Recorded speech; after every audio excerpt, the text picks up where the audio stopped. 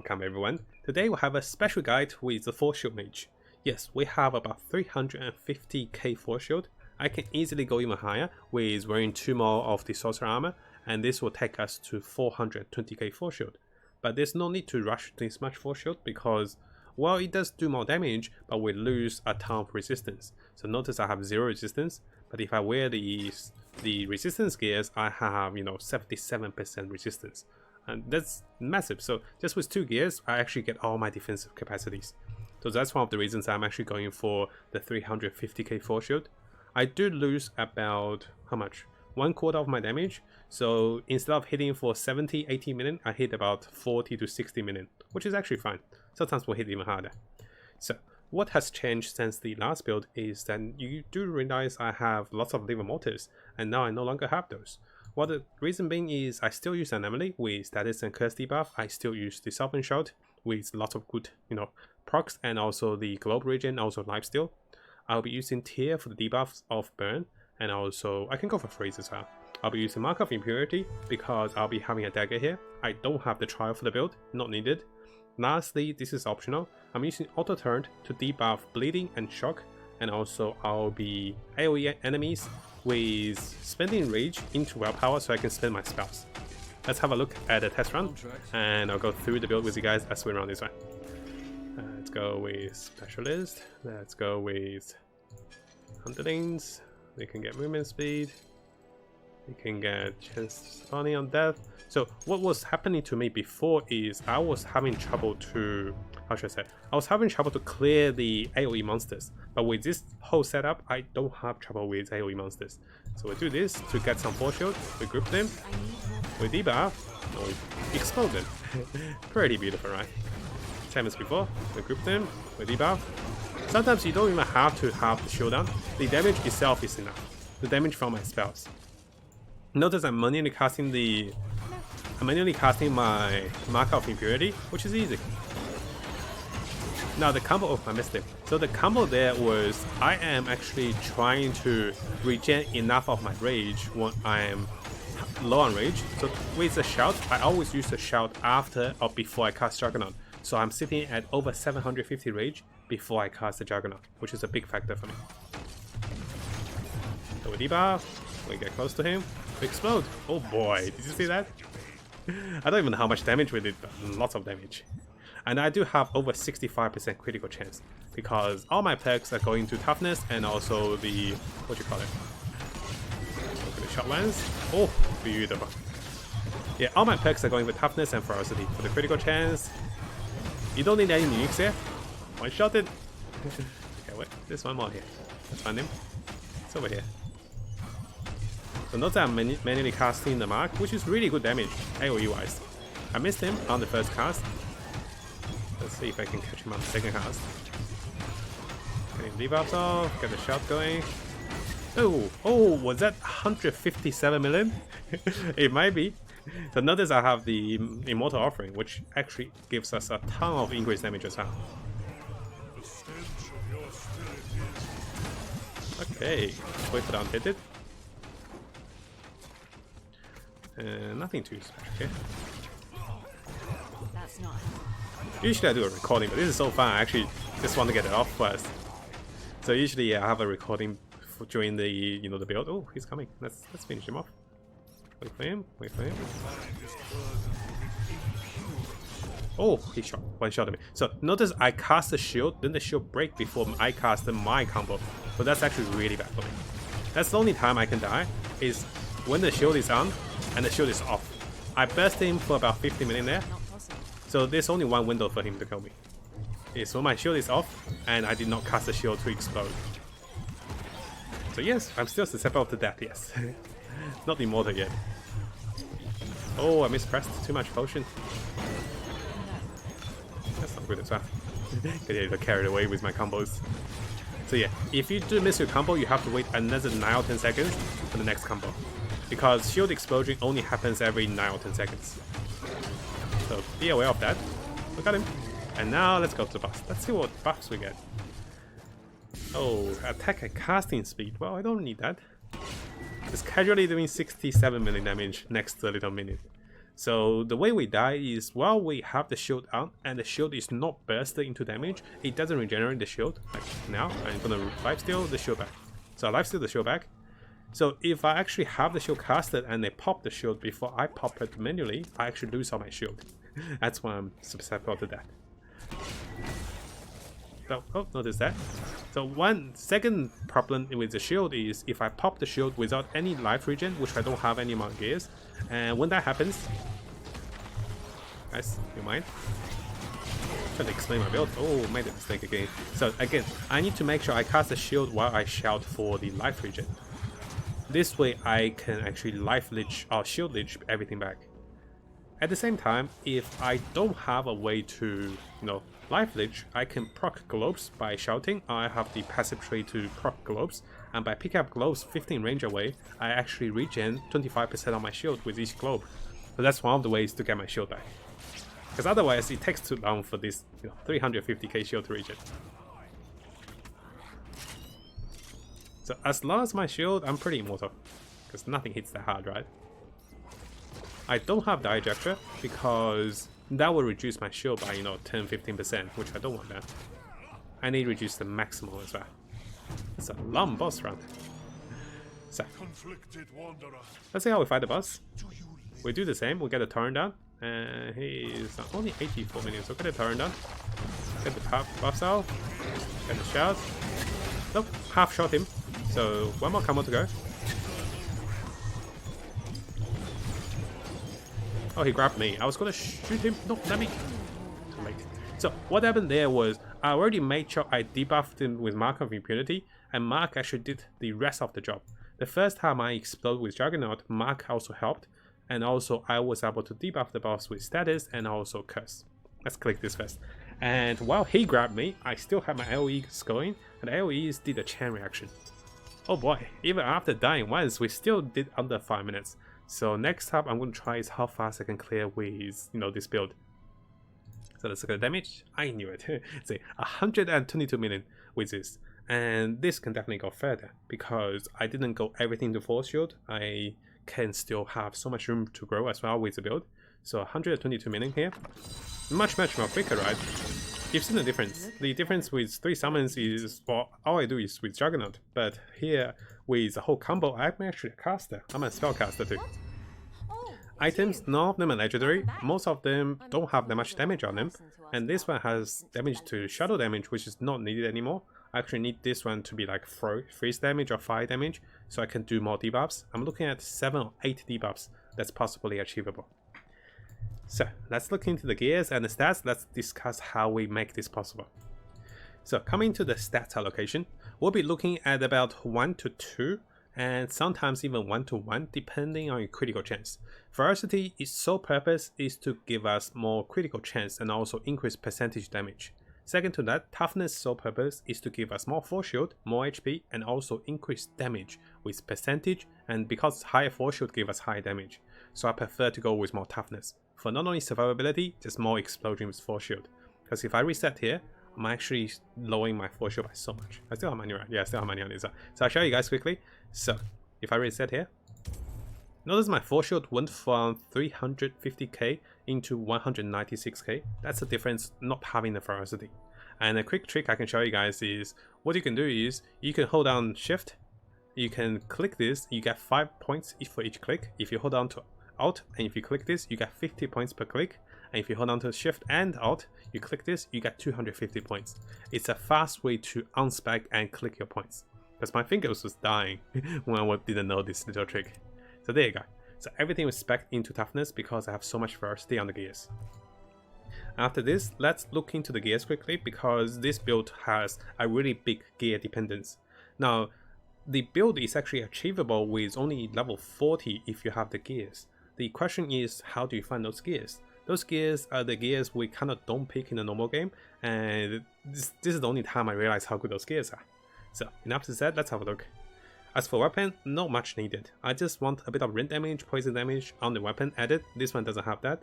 I really want critical damage, which is only rolling to 30%.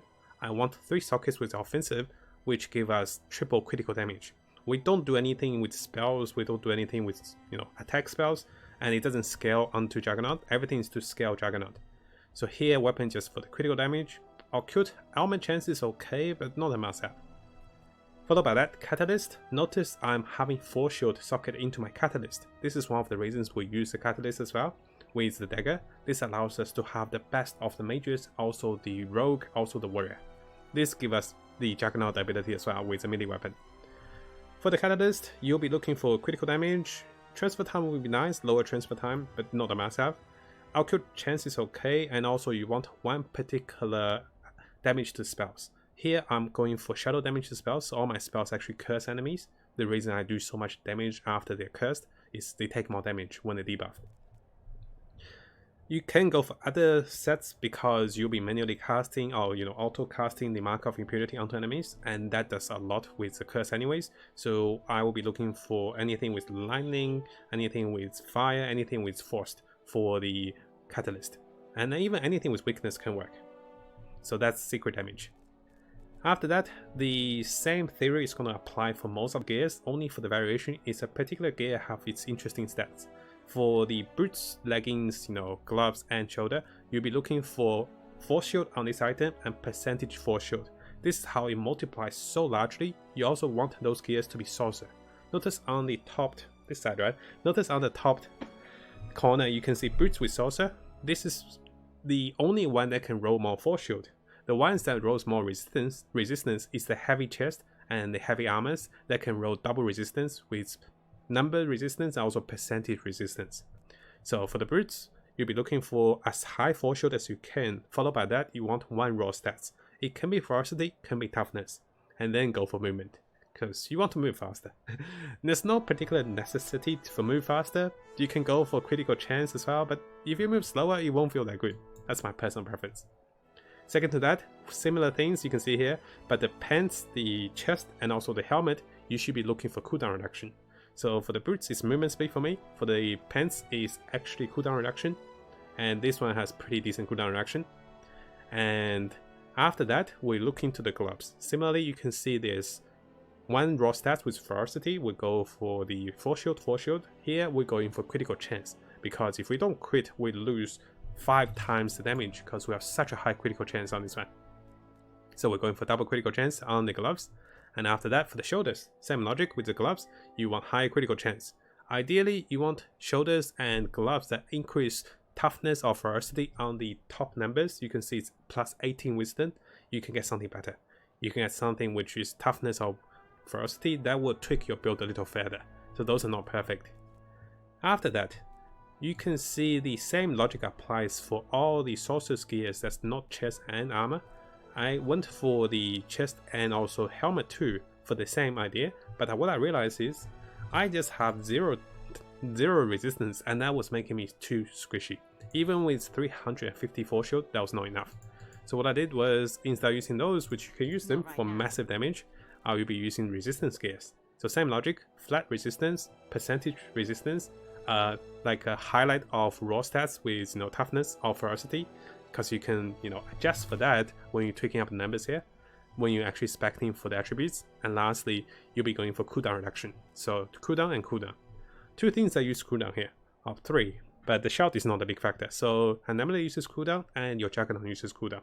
With 3 cooldown reduction, I don't even perk for cooldown reduction in my talent tree, and this gives us really good resistance and pretty solid stats. After that, for the rings, you really want the steel ring, because steel ring has the numbers that can roll into 30% critical damage, and that is really good. You can also roll for the critical damage, force shield on the rings. After that, the other 2 stats are optional. You can go for high spell damage, you can go high HP, you can go anything. Here we're for the transfer time and resistance. This is the same logic for the other ring as well, so high critical damage, force shield, and everything else is flexible. Resistance just so I have higher resistance, and it kind of like stacks up with everything I have.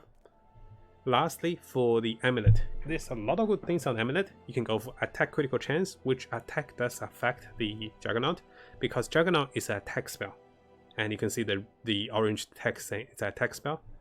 Juggernaut is an attack spell, and we want critical chance, you want all attributes, which is the best roll I believe, higher force shield, which is really good. Transfer time is not a must-have, so you can have something else on the amulet.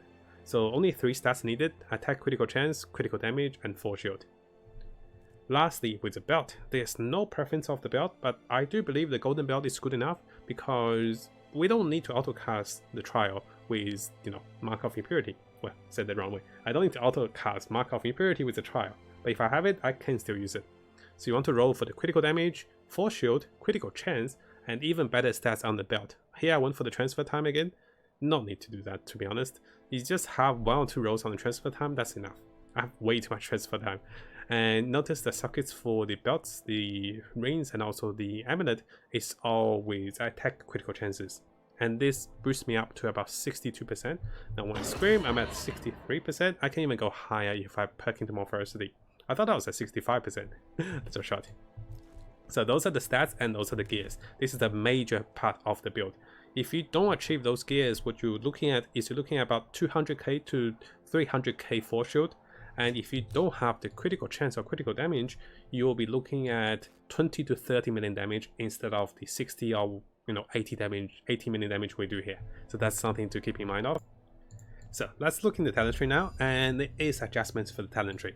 For the full detail of talent tree and what are my ideas and what did I prioritize first, definitely check out the video before this one or the video after this one. I'm not sure. You won't get the editing done. So the video right before this recording, we actually showed how to perk into level 70, which completes the build, then how to perk into 75, and after that, my ideas of what to do after 75, which is very optional. So, a few changes to the previous build again is that we'll definitely be perking to this still, so we get 25% force shield upon grabbing a globe. And having this perk here with 4% globe regen and having the perk here with 15% pickup means when we actually proc globes with, all of our spells proc globes. This one, all of them proc globes. And this is a constant proc. When I'm getting grabbed by an enemy, the globes are getting procced. And I'm healing for force shield for about 100,000 force shield. I'm healing for HP, getting tons of resistance with this one with 40%. So I'm super tanky, super durable. After that, you'll be perking onto the scholar side first because you want the force shield. You also want a bit of the good stats here, and this allows you to curve to the other side as well. You don't have to perk for this, I can skip those out. This gives us about 30% more damage for the critical damage, but we are sitting at 500 already, so those are very optional. So come over here, and what I'll be doing is I perk into Immortal Offering and also the Insidious Decay. This allows us to stack quicker and also to do more damage when we kill enemies. You do want to perk into the Increased Elements, which is a crucial part of the debuff, and we'll be getting at least 6 debuffs here. I only perk for 1 double up for the chance of multiply because I don't think I need those 2, and I do spare my points into other places, so this allows us to multiply the element stacks. This is the final perk. You can get to this very early in the game, but I don't recommend it unless you have really good force shield gears. Why is that? Is because the moment I perked into this, my HP went from 50,000 into like 1,000 because I don't have any force shield gear. But when you have this one, my force shield went from 140k into 330k. So we doubled my force shield even further. So this is a really good perk if you have really high force shield. And this is a must-have because my HP was like tripled because of this one. So notice my HP is about 50k, it was tripled. Before it was like 15k. After that, you do want to try to get over to this side because this allows you to life leech for the force shield. It's all about the force shield and you need to get over here as quickly as you can because if you don't life leech with force shield, you can only hope for the globe regain and that may not be stable at times. So you want both source of getting force shield back. So you can curve over here for the more critical damage if you have the critical chance. If you don't, you can skip those. After that, you want to curve into this if you have enough base resistance. If you don't, just stay over here will be enough because you also got the critical chance while getting here. Going into those paths, you come over here. Now it's a choice. You can get the life leech on the force shield or you can get the rage for the double damage when you have 750 rage, which I did take both because when I was respecting, I'm over level 70. Now, there's no preference. I think taking those will be better because you can also take the attack spell. This allows you to do double damage with rage, and by coming over here, you get the damage over time is going through the force shield first instead of going right directly at the health. So coming back over here, now that you have getting those two, you can actually perk onwards for the defensive perks and a bit of offensive perks, but you can also perk this side for the other offensive perks. It is your choice, and personally I kind of went for this side because I want the status effect, and also this doubles my damage by 120% after the status effect for 1.5 seconds. So, oh, that's how the monster died. I just remembered, because in the replay you saw the monster was taking like 40-minute damage, then I got grabbed, then they died 1.5 seconds later because of status effect, because the 40-minute damage gets replied by another 120%. So while going here, you just need 4 or 5 points into the status effect. You don't have to go for more ailment chances at the start. I only went for those after level 70, because I'm sitting at 20 ailment chances already, so 10 naturally and 5 maximum already here. You don't have to go for the double 5. And you also don't need the die ejection. After testing, I don't die, and I don't need to reduce damage by a second. So if I don't die, I don't need this point. It also lowers my force shield, so I'm actually skipping this. Every build uses this, but not us. After that, we'll be perking down here for 2 reasons. One is that this is the best damage multiplier in the game if you can slow the enemies with a consistent rate, and we have status effect with the anomaly, which is the spell over here. And this has pretty good status effect, 36% consistently. And this increases enemy damage taken by 25%. And after that, you can consider coming over here as well. This is my source of resistance. Having 2 resistance gear is really good here. I tried having 2 sorcerer gear, and this does regen force shield a lot, but it's not good enough, because enemies are doing like tons of damage to me if I don't have resistance. So the regen is not enough to compensate the amount of damage they do. I reduce damage by 77% because of resistance, and there's no way the force shield can regen that fast. I could try that, but not enough, because I'm getting one-shotted by a massive boss hit. While getting here, I can go for offensive and defensive with Disallowing Vessel. So Disallowing Vessel has really good perks next to it. The 10% critical damage and 8% maximum health is not bad, and this allows us to have even more damage. But you don't need to go for this one, you don't have to go for this one. So, as I mentioned earlier, the Disallowing Vessel will give us the additional damage, and if we perk further, we also get increased resistance. So those are not bad perks, and if you don't have enough resistance, this won't be too effective, because this is actually multiplied onto your existing resistance. And if I have high resistance, this really helps. So this stack up to 100% resistance, and this stack up to 60% increased damage, which are really good damage and defensive perks. Now that I pretty much freed up a lot of my other points, I actually went for the cheap point of block, so 6% block with anything, and also when block, I apply weakness. This also increases enemy damage taken as well, which is really good. Let me show you guys over here. So currently I'm sitting at 23% block at 70% block efficiency. I don't use this to survive, I use this as a source of debuff. That's only cost me 2 points, because I'll be perking into the other things. And at this rate, my perks are pretty much set, and I have spare points. I can go into here for the critical chance and critical damage. I can go in here because I'll be stacking enemies next to me, and I actually do 4% more damage, which is multiplied I believe, and this does a lot more than expected. So with this and a combination of debuffs, I can hit anywhere from 60 million to 120 million as shown in the replay. So this is a really fun one. The requirement here is always to have the gears with double force shield. If you don't have those, it gets a little harder, because this is your bread and butter. You need you need force shield to survive. You need higher force shield for high HP, because you're limited by 15% of the force shield with HP. HP is actually limited by force shield. And lastly, you need to have enough critical chance and critical damage to actually make work with the rest of the damage. So this gets a little tricky, but I believe if you have some of the gears in late game, you can slowly adjust into this. Definitely check it out on the offline account first, try it out to see the difference, and then try to consider spending resource and perking this one. So don't rush this until you know the difference and know where your gears at. Next up, let's go into the skills and the rotations. So right away with the skills, we still use the Solvent Shot for 2 or 3 reasons. This is so good actually. It has resistance increase with enemies next to me, with each of them 15% more resistance, which is really strong. And it also has 6% globe regen. We grab globes for HP, for resistance, and also for force shield regen. 25% force shield regen for each globes. This 6% is pretty big. After that, we get lifesteal. 7% lifesteal means when I proc like 70-60 million damage with Juggernaut, I instantly get my force shield back. And even if I don't proc that, those lifesteal on those will be enough to proc the force shield back a little bit. After that, increased reaction, we get the block chances. Why block chance? It's not only we get better defensive capacities and debuff enemies, this perk here also increases the maximum absorption by the block chances.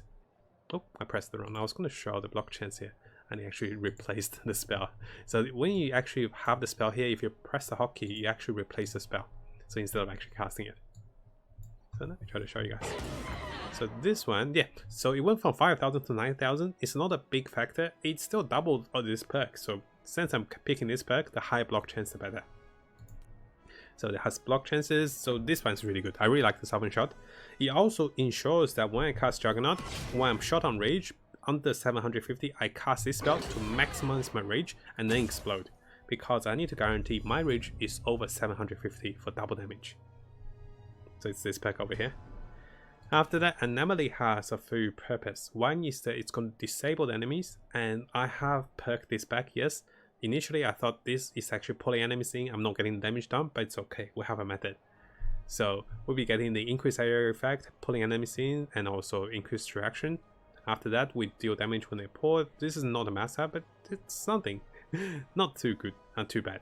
So increased element chance. You can go for this if you're running into too many globes that actually freezes your game online, because the difference between offline and online is sometimes there's too many globes and the server can't handle it.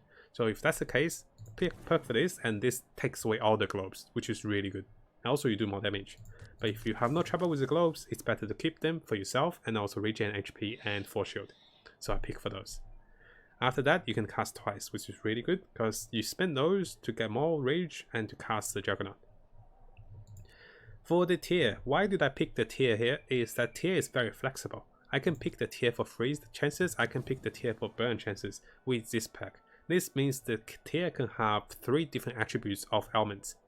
The cursed stacks is coming from my added damage to the shut up damage, and this is not a must-have. And if I have lightning here, if I have fire here, or if I have freeze here, this will be reflected on the second element. The first element will always go with a spell. Notice here the first element is status because this is a ether damage spell. The first element here is freeze until I perk for this because this is a freeze damage spell.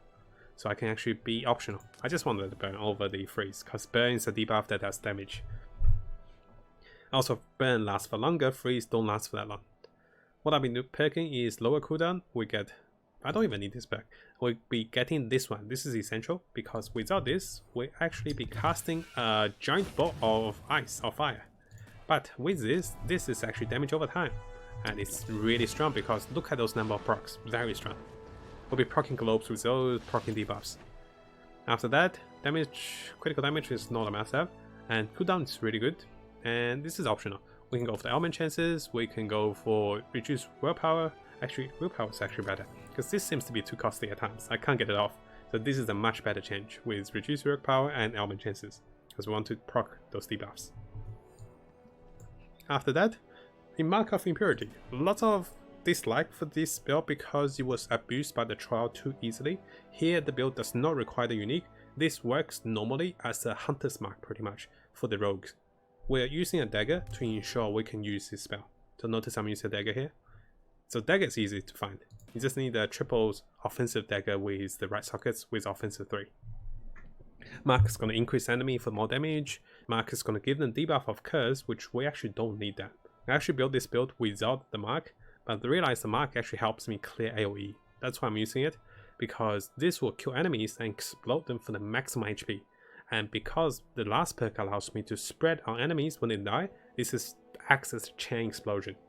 So manually we cast it and that's enough, because we don't need the extra skill point. What I mean by that is if you have the trial, you can remove the mark, it will cast automatically, and you don't have the extra skill point taken. You can have another spell, but this is fine. So keep the mark. Now, the auto turret. Why auto turret? Is the fact it spends 367 rage. This gives us enough willpower for us to be casting my spells. This is the factor. So notice I'm transferring very quickly. I'm casting my spells a lot. With auto turret, I can always cast my spells. That's the only reason. Also, auto turret have a perk that turns auto turret into lightning.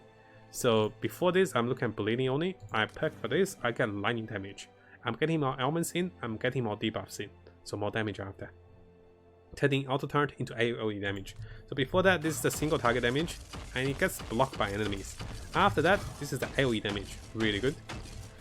And we'll be going to increase direction, increase element chances, and now the auto target enemies. I don't need this perk if you position correctly, but this just saves me time. So I just put it in front of it, it will just follow enemies. And the start of the show here is definitely Juggernaut.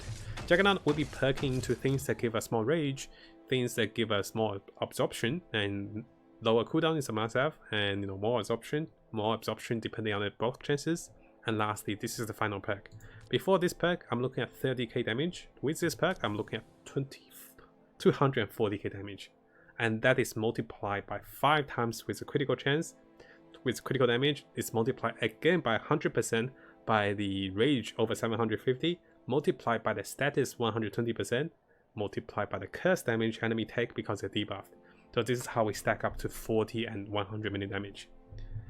As for rotations, we look at enemies, we run up to them, we get the turret, and while the turret's up, we have willpower. We group them, and if we're short on rage, or if we're short on willpower, we can debuff enemy with Mage, and we can cast another turret, and we cast the ice, and then look at your willpower and rage. If you have plenty of rage, just cast the Juggernaut, and cast the Sovereign Shot and explode. Reason being we need the Sovereign Shot with Juggernaut is that this gives us critical chance and also the global life leech. I don't have any source of life leech because I'm too greedy for the perks. What I should be doing is get one socket here into life leech. This way I can have some life leech. I think I should adjust for that. So I'm sitting at 0% attack life leech. That's the difference. Now, if you're wondering which one give us life leech, let me have a look first. So yes, the defensive 3 give us global life leech, and there is one actually give us attack life leech. I'll look for that. So definitely consider socketing for life leech over the critical chance. Those are about 3% critical chance with the socket. And because I don't have life leech, I will be casting this. I'll be casting the Sovereign Shot. And in reverse, if I have less rage, let's say if I have too much willpower because of potions or whatever, I'll be casting the Sovereign Shot first to make sure I stay under 750 before I cast the Juggernaut. This is a critical factor to ensure I do double damage. Now if I cast over 750, I do double damage. And I can cast the shot again, and I will explode. Now, one small thing to keep in mind as well when fighting the bosses, if you cast the Juggernaut and if you don't explode it, you will just take damage and the shield will diminish. It diminishes very quickly because I don't think the shield actually takes consideration of your resistance, so it reduces very quickly. So you should manually click this again after casting to explode. If you don't do that, the monster hits it off, you don't do damage. So keep that in mind. And yes, you notice that I'm not getting my force shield back because I did not lifesteal, and that makes you super vulnerable. So what you want to do is, while you have empty force shield, you should be casting a few spells that procs the life orbs. With the regeneration orbs, you actually regen the force shield, or you can just lifesteal it back. Very flexible. And one small thing to note for those that actually want to go deeper into the force shield, it is possible to go with force shield regeneration, but keep in mind it is limited by amount of the force shield delay you have. It's 3.5 seconds before you get your force shield back, before you actually start to regen. So those 3.5 second window will be too vulnerable for us. You can lower this to maybe 1 or 2 seconds. That still is too long, because sometimes the boss will be controlling you or like stunning you, and that's not enough. For me, the better source of force shield regen is just from life globes and life steal, so I have been ignoring those two. You can try for those, but I don't recommend it because I don't think I can get this to 0. So that's the difference. Thank you so much for watching, guys. Again, if you like my videos, please like and subscribe onto the YouTube channel. Please consider using your Twitch Prime on Twitch here to support me on Twitch. That'd be so helpful. And leave a nice comment and let me know what you want in the next few builds. I'll be looking into other builds. We spoke about a reflection build with super block and retaliate, so people hit you, they get your damage back, but that build doesn't have enough damage at the moment. Also, we'll be looking into different bow builds, maybe different builds when the patch comes out. So I'm really looking forward to go further with this build. We'll be testing lots with this build as well. Thank you again, guys, for watching, and thank you for your support. I'll see you guys next time.